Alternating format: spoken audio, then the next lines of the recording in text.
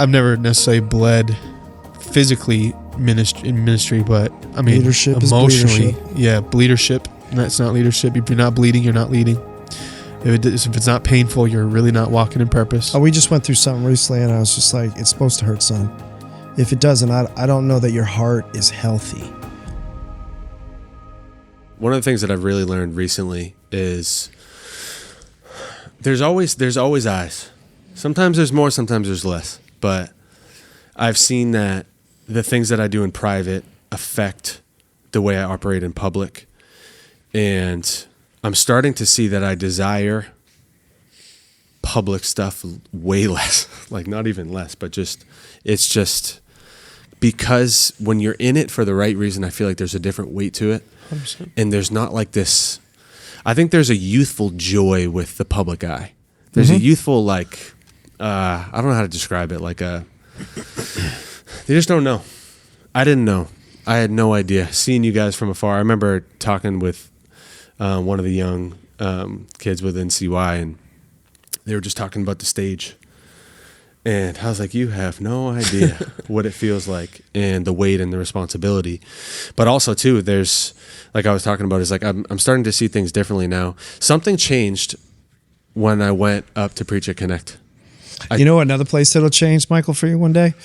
I remember this when it came, I'm kind of steering this back to souls a little bit, was a lot of people want the stage, right? They want the public eye. Behind that is a Validation, recognition. Yeah, sometimes there's some good in there, but it's mixture, fame. I hear that all the time. Devin had a little bit of that when he was younger, and definitely. So that gets there. But where it sobers you up is like then you have to do your first funeral. So now you got the stage, but it's a different stage, and you're looking out at a room with people. And nobody wants that one.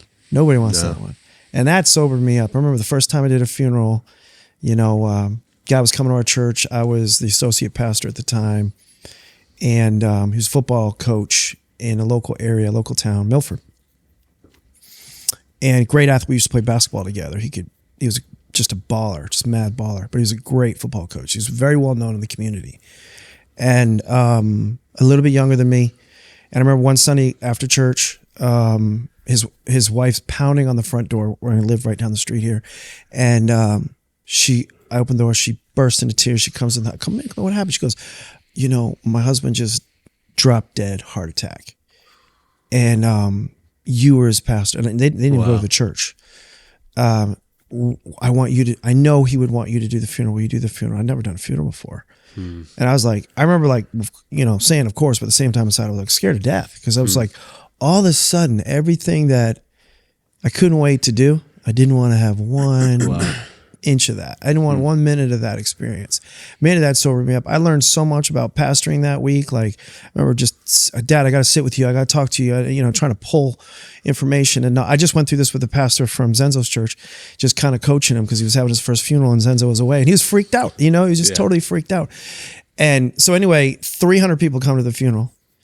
And I got to tell you a funny story though. Can we, this will make it crazy. So it's my first funeral for the audience here. This is just terrible. My best friend Paul's there, and I'm sitting on the stage, and I don't realize it, but my fly's down, and my shirt is coming through my fly. So it's terrible. It's a white shirt coming through my fly. Oh my gosh! So my best friend's on the front row. Jeez. And I wish I could get up to show you, but he's. I'm getting ready. I'm next. I'm like up. There's like a sequence of things. And he starts coming. He stands up and he's walking like back and forth. And he's trying to get I'm like, what? And he's like back to the audience and he's going,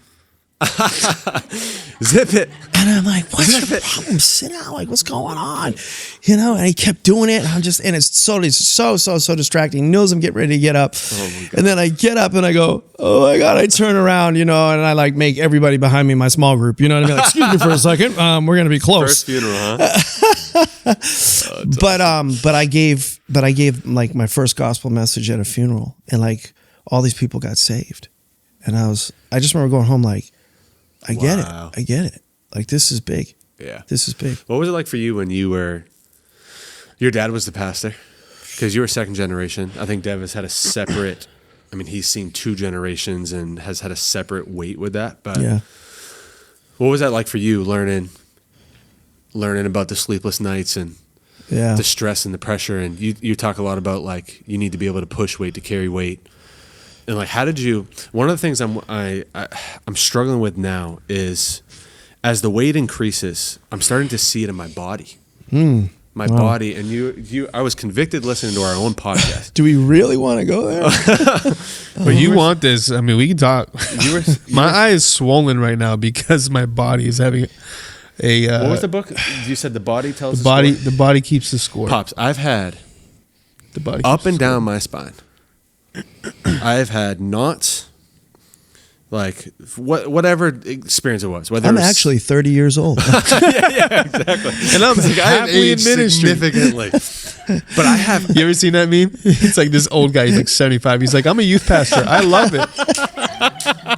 Yeah. It's like this guy looks like he's got the bald decrepit. spot, you know, Yeah, he's like decrepit. He's about to die. He's like, I love youth the ministry. yarmulke cup, you Yeah, know, head exactly. thing, whatever. Bald, yeah. Bald spot. Do you still see that? Like, I was struggling with it recently because I had an honest conversation with my wife due to the weight and the responsibilities, and it's healthy for me to think that responsibility is a good thing.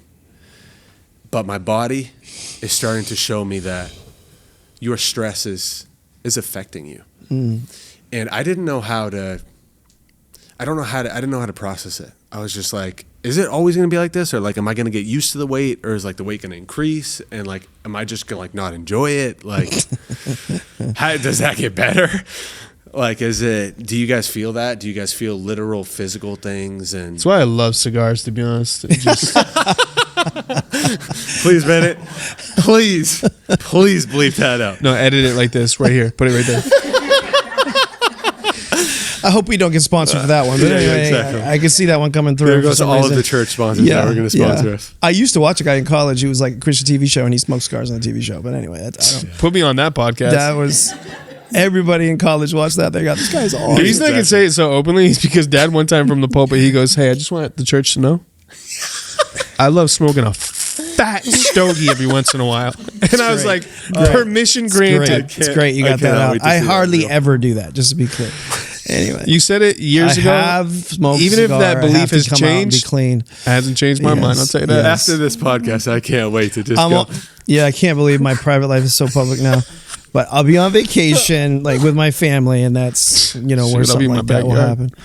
Once in a blue moon. It's been a long time. Anyway, yeah, I know with watching my dad handle. My dad had an incredibly strong character, and like I don't know how my dad made it without some of the support systems that I think people should have.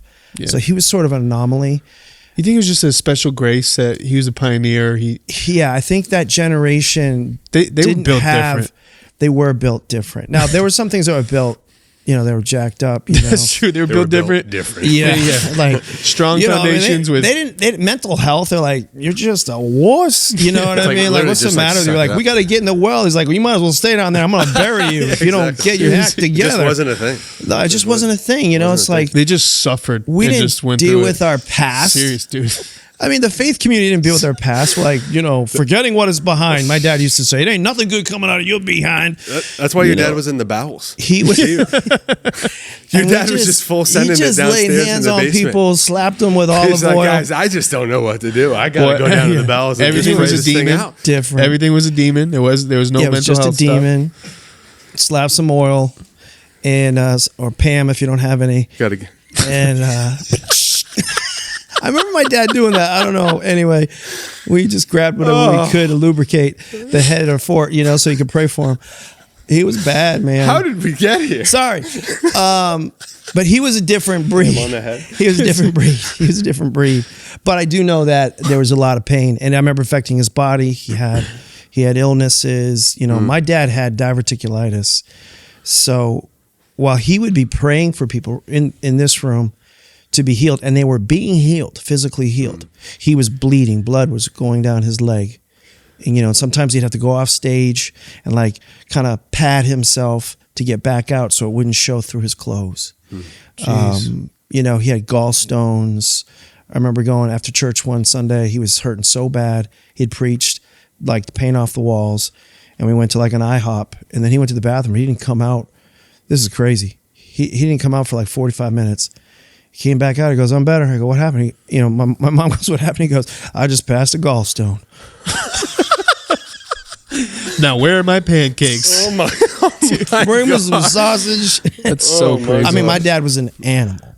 He was an animal. That was just the way they were. That's so crazy. But I never heard that story, Dad. You never told me that. But he was, Jeez. but he was hurting the whole time. You know, it was just like, Can I add? Yeah, this is not regarding the story, but I have this in my notes for tomorrow's sermon. But one of the things when it comes to the call of God or following Jesus, it's like you see the 5,000 that Jesus fed, only 500 of them separated themselves to where they wanted to listen to his teaching. You go, closer to the garden and you have 12 disciples, separated 3 of them, but only 1 was at the cross. And so you have crowds, thousands, but at the cross you have 1. There's 1 disciple, because whenever you get closer to the cross, the crowds are always smaller. yeah. And there's a cost to following Jesus. And people don't hear this out of it. I know this is a sober discussion and stuff, but those kind of things, as you're saying, Bamf's leg is bleeding. I've never necessarily bled physically in ministry, but I mean, Leadership emotionally, is bleedership. yeah, bleedership. That's not leadership. If you're not bleeding, you're not leading.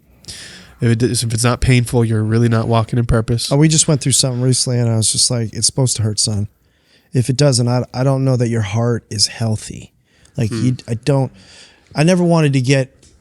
My parents went through in ministry a lot of like betrayals, or either real or even perceived. In other words, so and so left the church, and they'd feel betrayed. Now that could have been they were betrayed, or it could have been, something else, and they didn't feel like they could leave, and it was whatever. The environment wasn't conducive for a healthy, transition, whatever.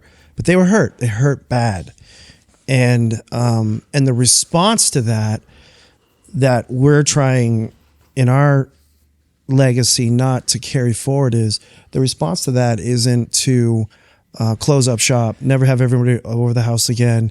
We just do meetings, but we don't do community, people, and relationship. We're never open. We're never vulnerable. We're never transparent again, because you're going to get stomped on. I saw that evolution with my parents, and that's what my wife and I made. And it's been tested many times. A lot. But my wife and I made a decision, like, there's no return without risk in relationships. And what does that mean? That means in relationships, there are going to be some incredible rewarding experiences. But in relationship, there's going to be some incredibly difficult experiences. And I just think one will outweigh the other by surrendering to the principle. And I think if I surrender to close up shop, put up the walls, I just think they live miserable that way. I think you're robbing you and others of so much. And I see a lot of ministers, that's what they do. So they're not maybe falling, but they're enduring. What's your quote about endure? You say, life should be enjoyed, not endured. Yeah, it should be enjoyed, not endured. So I see a lot of ministers are not enjoying it, but what they've done is they've built almost like a little citadel around themselves, just me and my wife, maybe a couple other people, maybe a couple kids, nobody else gets in there. And that just becomes this like corporate, not church community. One of my that's how they endure. Favorite lines recently has just been like, you can survive without friends. You can't thrive without them, though. Yeah. You need right, 100%. healthy relationships. And what I just tell people is aggressively, aggressively protect godly, gifted friends. And a biblical friend, though, is not somebody that is loyal to your comfort, but your character and calling. Yeah. So who you are, who God made you to be. I feel like I've had to be in moments where I've had to sacrifice and put the actual relationship on the altar. Our relationship was at risk because I was not going to allow this person to go off and ruin their life. And better our wounds from a friend than kisses from an enemy, Scripture says. Mm-hmm. So just aggressively protect the healthy, godly friendships. Even if you only have a couple of them in your life, I still think that is a beautiful thing. That's helped the stage a lot for me. Honestly, my son's been very instrumental in just kind of poking on that. In particular, like resting well, recreation, fun. But I made learning from the past. I decided I have to be. If I'm going to have friends, I'm going to have to be extraordinarily intentional.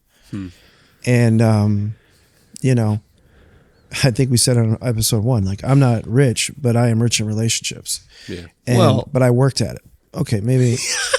Just kidding. My kids think I'm rich. But I, so how much money? I worked at that. Because I'm Frankie Fry, and I was just wondering if I was in on these shoes are cheap. But I worked at that, and I keep working at that. Like, you know, when we started, we were talking about, like, why do people fall? They're cocky. I think they fall and they're not careful. I think they fall because they're not congruent. But I also think they fall because they're not consistent. They're not like staying on top of it, staying on top of it, staying on top of it. And that's where the friendship comes in. And I became a pursuer. If you wait to be pursued in healthy, godly, structured, growth-oriented relationships, I mean, kiss it goodbye. It's not going to happen. Most pastors, you know this, son, about both of us, we wouldn't have the relationships we have if we weren't like really intentional about it. Yeah. And so a lot of guys, they just think it's like, you know, think it's just going to fall into their lap. Like, it costs money, it's time, sacrifice, it's vulnerability. Effort. Oh my gosh, it's a lot of work. And but the reward is incredible. 100%. You know, I had a bad day yesterday. I called my friend Eli. It's like one of the outside of the family. Bam, I text him right away. Call my buddy Zenzo. You know, about anything. So those things can happen like in a second. You know, I could list 8 people that I could call. Yeah. But I bet you, and I don't mean that arrogantly. I mean, like, I didn't have that, but I made that effort. What a safety net, and a security blanket for all this stuff that happens right here. To thrive. So you're basically saying to thrive in the public eye, you need healthy, good friendships. Yes. And I would like to, maybe we can open it up to some Q&A with the audience if you guys can get ready for that. We do have a live studio audience. Yeah, what up? They're hanging with us today. They just woke up. So we'll do some Q&A with them in a second. I think what would be helpful now is we talked a lot about some of the pressures and the issues within the public eye, but we need healthy, good pastors, and America needs great pastors, and we need pastoral leadership in today. And you might be listening to this right now and you're on the verge of quitting. You don't want to do it anymore. You've been in the public eye. You don't feel comfortable. Something happened, or maybe you've been in some sort of failure, or you had to literally step down from the public eye. And I want to encourage you that the work that you're doing now needs to continue. Yes. And a lot of times the temptation is just to run away and stop. And when the pressure gets too much, you're just, I can't handle this, then I may as well shouldn't do this. I'm not good enough. And there is a need for your leadership. If you're a youth pastor, you need to keep leading. If you're a lead pastor, you need to keep leading. And you're seeing it now. It's like there's ups and there's downs in ministries. Pop's shoulder just ripped out of its socket while we're talking. Sorry. But there's issues and there's challenges, and being a pastor is not easy, but there's a purpose to the pressure. And you can't just let the pressure break you. And so maybe we could end, and we'll do some Q&A, but maybe we could end with some encouragement, I think would be helpful on the back end of, like, why do you guys, because it is hard, why do you do what you do? And why are you continuing to do it? Dad, why are you going to be the third generation and you're going to steward it well? Because this is a generational podcast. And that's the whole purpose of why we did this. And now we're in the middle of a situation where we can say, it's not always going to be good, but we're going to keep going. Yeah. I mean, I think we work in, if you wanted to call it an organism, an organization, an industry, or a ministry, I think we work in something, the only thing that, can change the world. I think it's better than any government job, because I think the church is God's government on the earth. I think we can literally change the world, and I guess I really believe that. And you say the church is the hope of the world. I guess I really believe that at the end of the day, and I love to do something that just doesn't give people, a little information, but literally can change like eternal destiny and generational relationships here on earth. Like I've had the opportunity to see that happen. Identity changes, like people are selling products and services, and we're selling, in a sense, identity changes. What an incredible. Yeah. It's just kind of how you see it. If you look at the church like a machine or meetings and things like that, well, then you'll miss that. But if you see the ERA that's happening, the eternal retirement, rewards that are there for you, account that's being built for you, for me, it just changes everything. I look forward to Sundays because I love to be in the presence of God. I love to be with the people of God. I love to inspire people to go back out though and pull people in. And so I don't know. I'm just a big fan of the church. A lot of people have given up on it because of the mistakes and the failures of others and all of that. But everything in the Word says it's through the church the manifold wisdom of God would be made known. Mm. And I don't think it's going to happen the other way. I think the only thing that's holding back, I believe this from Scripture, the tribulation and the arrival of the Antichrist is the presence of the church on planet Earth. Mm. So what could be a more important job than that? And some people don't want that because it's a lot of weight and a lot of responsibility. But some people, want to be the president. Some people want to be a CEO. I wanted to be a pastor, and I want to help other pastors get a similar perspective because I think some of them have lost it. They just think it's like the next sermon, the next homily, the next song. It's like I always try to get people to zoom out and see the bigger picture. If you see the bigger picture, it's unbelievable. Yeah, it's unbelievable. Yeah. I mean, I watched Dev and Nat preach a couple weekends ago, and people want to be like, obviously they crushed it, and my daughter-in-law just did such a great job. She did. So proud. But we were like, you want to know why I do it? There it is. Legacy. I'm living legacy. I'm literally living in legacy. I'm second generation. There's third generation. I mean, how awesome. We talk about, a podcast that is bringing generational leadership to broken generations. We're, by the grace of God, and so fortunate that our church can see, we know the founder was here. He started. Now his son is leading, and we can already see the future. I mean, that's whether people are thinking that way or not, that is being transmitted every single weekend. Very true. When they come to Connect, which brings so much security to people and so much hope. And the impact. So it's not just an eternal impact. You're seeing on earth, multiplication, continuation, legacy. I think it's awesome. So I think if pastors could see, it's bigger than you, so much bigger than you, but it can be so much more than you imagine. Yeah. I did this exercise this one time, and just, you got to go through your why. So I wrote this thing out as my why, and I have 5, for the sake of this conversation, just do 3. So it's eternity, family, and legacy.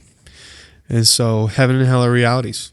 And what greater purpose could I give my life for than emptying hell and populating heaven? And then when it comes to my family, is I want to be what my dad is to me for my kids. Is I want them to be twice the man that I am, but I want to set a high bar. You remember, Pops, like as a young man, I'd always be like, I'll never know scripture the way you know scripture. I know, he used to always say that. Really? It's crazy. Yeah, because he would just, you throw anything out there, and he's like, oh yeah, in Galatians 6, and oh no, I remember in Acts 24, it says this, I'm like, I don't even think there is an Acts 24, it's all these things. But I want to set a high standard for my family. I've never seen Acts. Is Acts in the Bible? But then legacy is, you taught me this, love this quote, is, inheritance is what you leave in their hands, legacy is what you leave in their hearts. And I want to have a name that is remembered. I want to make an impact. I want to make a difference. And I love that we get to do this because I don't just get to see fruit later in eternity. We get to see it now too. And just, a story of life change, our baptism services, these kind of things are fuel to the fire because we get criticized a lot. There's a lot of heat. There's a lot of responsibility. And some of it is justified. We do deserve some heat sometimes. But when you see life change like that, there's nothing like it. Yeah. So yeah, eternity, family, legacy. You need to have a why. Healthy addictions. Galatians 6:9, I was reminded when Dev says, let us not become weary in doing good, for at the proper time we'll reap a harvest if we do not give up. Amen. Which I think is a good way to end it. It is a good one. I want to thank you for tuning in. We are literally on Spotify, and we are on Apple Podcasts. We're on like 16 that I haven't even heard of before in my life. Podbean. Yeah, we're on the Bean. We're on the Bean, apparently. The Bean pushes it out to everything. I'm like, I saw all these different things. I'm like, I genuinely have never heard of this thing before. There's like 18 million users. I'm like, yeah, wow. Get it.